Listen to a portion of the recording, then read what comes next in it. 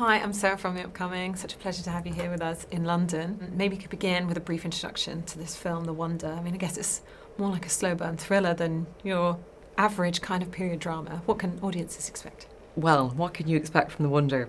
It is a love story between two people, and between Keela Lord Cassidy's character of Anna and Florence's character of Lubin. It's two people that are being brought together, and it's kind of understanding each other's worlds, and and it's challenging science and religion, and the whole kind of good versus evil, and how and storytelling, and how that's allowing us to give a way into, I suppose, understanding the world better, and for us to kind of and to understand each other, and that stories play such a huge part in our lives.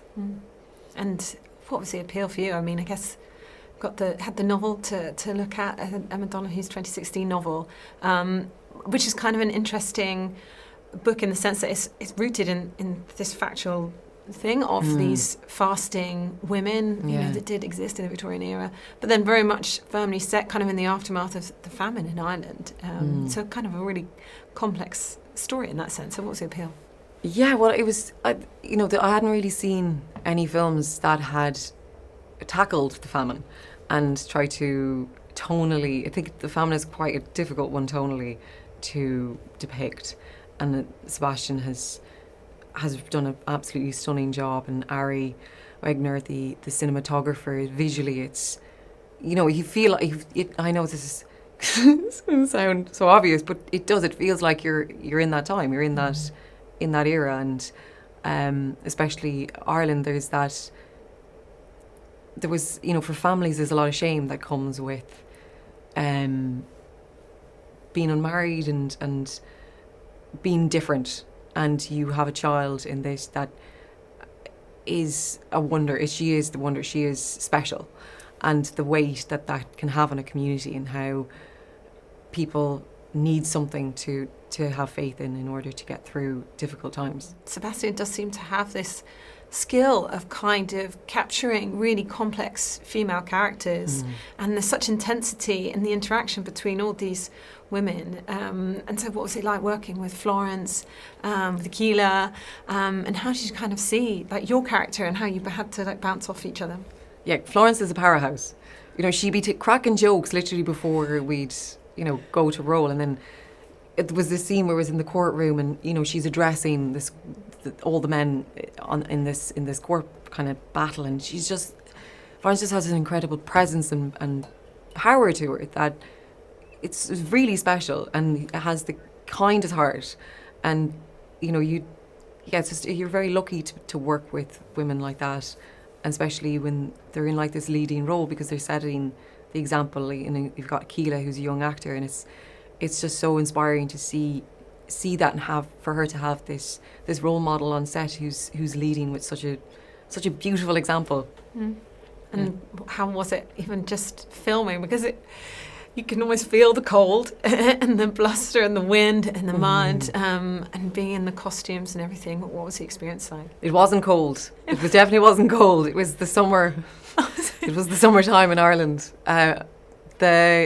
Although when we went outside, when we were shooting the exteriors, that's when the layers, especially the wool layers, they came in handy. But a lot of the cottage interiors is within the studio, and it was very warm in that cottage.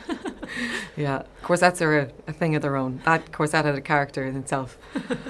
But yours is quite an interesting role, because you're kind of also bookending of the way Sebastián kind of pulls us in and out of the kind of fictional world. And so was that interesting to play, kind of, having that dual role? Yeah, it was really exciting, because I got sent the script, and it was like, you're auditioning for the character of Kitty, but she's also the narrator at the start and the end. And you're like, okay. And so when I got in the job, I sat down with Sebastián. I was like, okay, am I playing me at the start, or is it? And he's just like, it's the idea of you're letting the audience invest in the story. The idea of get lost in the story, because the characters get lost in their own stories. They invest in it, and it's that commitment. And so it's really special to be a part of something that's thinking outside of the box and doing something different. And what do you think some of the themes are that do come out of the film? It feels like there's quite a lot in there, you know, the way Lib's character is kind of pushing against the institutions, or, you know, the religious leaders, the patriarchy, and kind of not just believing in what she's been told to believe in. And this feels like there's some real truth that could be relevant to today in that.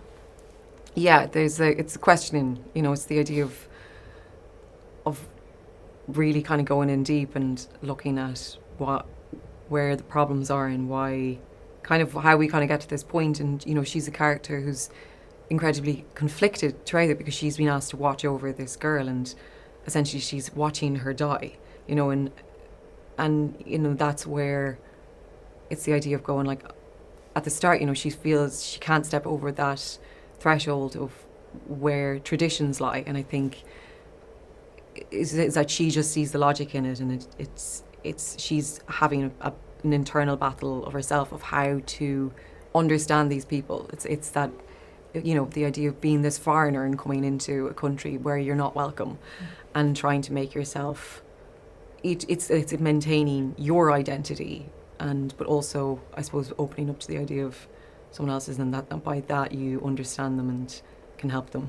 I think I'm out of time, but thank you so much for sharing. Thank you. Lovely to chat to you. For everyone else to see the wonder. Thank you. Thank you very much.